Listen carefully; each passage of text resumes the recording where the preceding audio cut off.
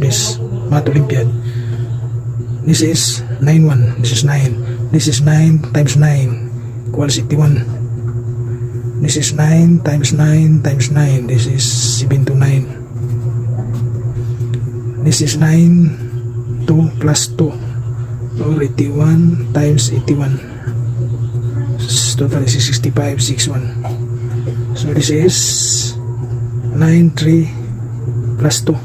So 729 plus 2 is 81. So 729, 72, 7, 16, 23, 258. So 4, 9, 0, 9,